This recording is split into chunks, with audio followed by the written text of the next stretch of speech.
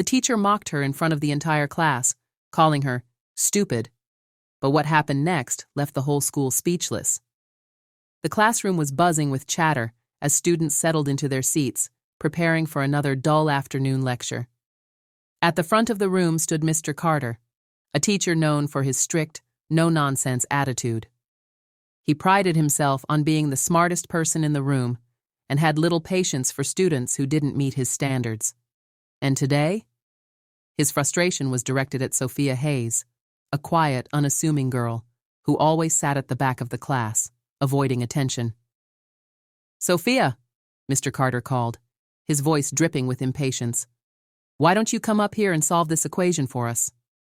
Sophia froze. She wasn't expecting to be called on. Slowly she stood, making her way to the board. The other students snickered, whispering to each other. She was known as the quiet girl, the one who never raised her hand, never spoke out. Some thought she was shy, others assumed she simply wasn't very smart. Mr. Carter tapped the chalk impatiently against his desk as Sophia stared at the complex math problem in front of her. "Well," he said, folding his arms, "we don't have all day."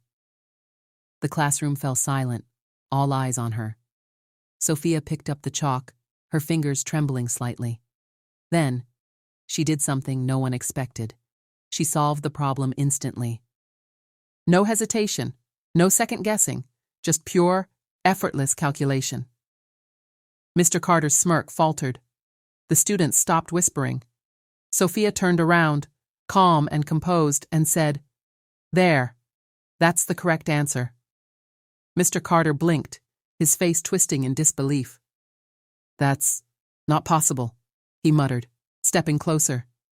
He grabbed a red marker, ready to circle her mistake. But as he checked her work, his face drained of color. She was right. And not just right. Her solution was faster and more efficient than the one in the textbook. The entire classroom erupted in murmurs. "Wait, did she just outsmart Mr. Carter?" one student whispered. "No way. That has to be a fluke." Mr. Carter clenched his jaw, clearly irritated. "Lucky guess," he scoffed. "Try another one." He quickly scribbled an even harder equation on the board. One so difficult, even the top students struggled with it. Sophia sighed, then, without skipping a beat, solved it in seconds. This time, the room went completely silent.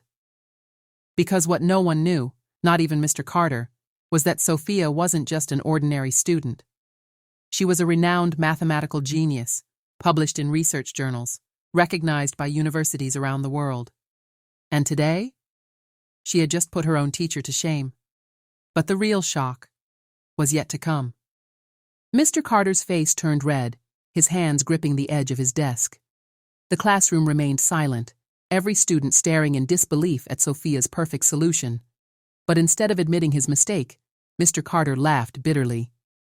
"So, you've memorized a few tricks," he said, his voice dripping with sarcasm. "That doesn't make you a genius." Sophia tilted her head, her expression unreadable. "You're right," she said calmly. "Memorization doesn't make someone a genius. But understanding does." The room shifted. Students leaned in, sensing that something big was about to happen. Mr. Carter scoffed, picking up a textbook from his desk. "All right, if you're so smart, let's see how well you understand this." He flipped through the pages, stopping at one of the most complex theorems in the book, a problem so difficult that only advanced university students could solve it. "If you can solve this without help, then maybe I'll believe you." The class gasped. "That problem took my brother's college professor 2 weeks to solve," one student whispered. "There's no way she can do it." But Sophia, she simply picked up the chalk, completely unfazed. As she worked, her movements were smooth, precise and confident. She didn't hesitate. She didn't second-guess herself. She just solved it. In under 2 minutes. The moment she put down the chalk, a hush fell over the room. Mr. Carter stared at the board, his mouth slightly open. He grabbed his textbook, flipping frantically through the pages, cross-checking her solution. His hands trembled. Because she wasn't just right. Her method was so advanced.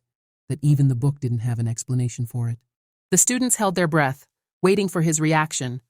But before Mr. Carter could say anything, the classroom door swung open. A well-dressed older man walked in, holding a folder.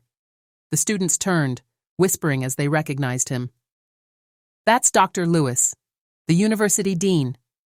Dr. Lewis smiled when he saw Sophia. "Ah, there she is. I've been looking for you." Mr. Carter frowned. "Excuse me, sir, but we're in the middle of class." Dr. Lewis ignored him, turning to Sophia. "You haven't been answering my emails," he said.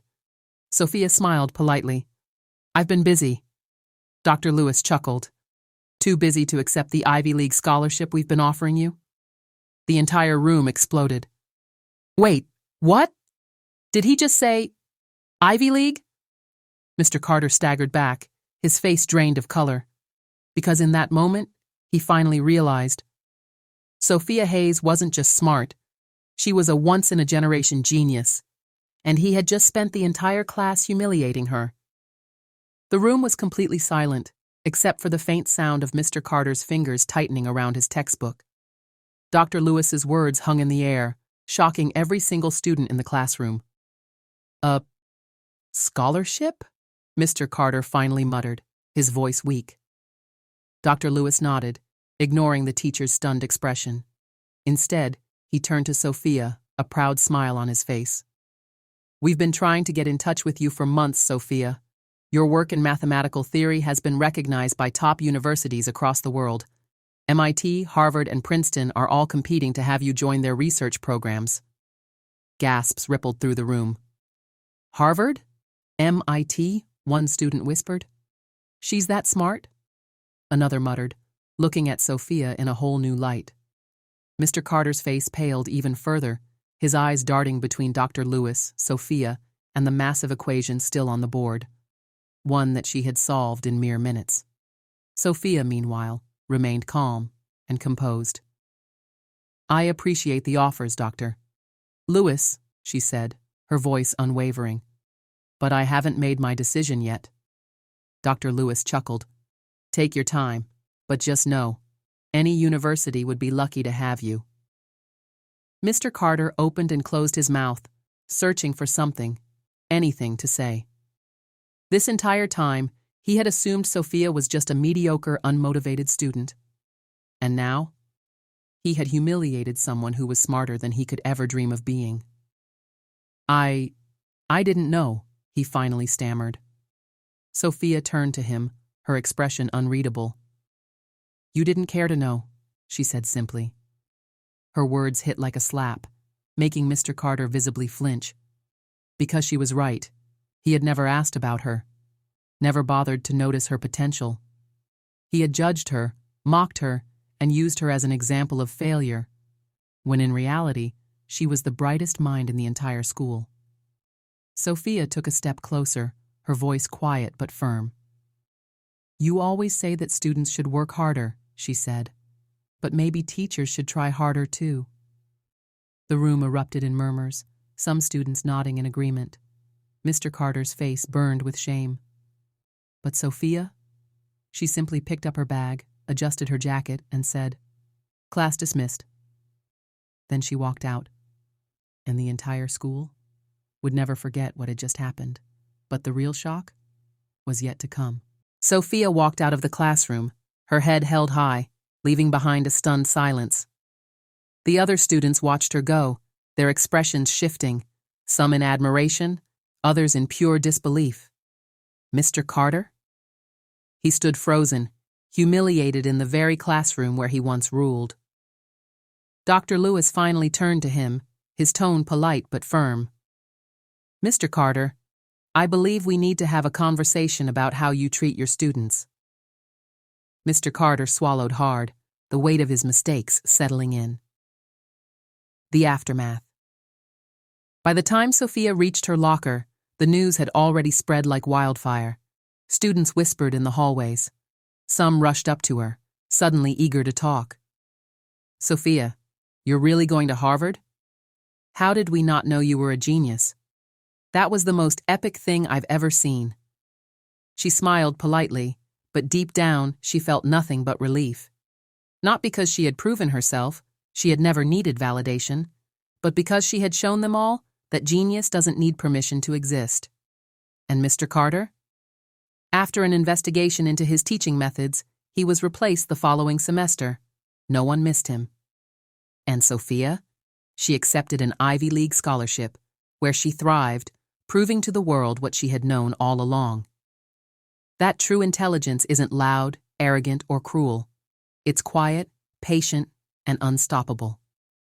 Would you have handled it like Sophia did? Let's talk in the comments. And don't forget to subscribe for more powerful stories like this.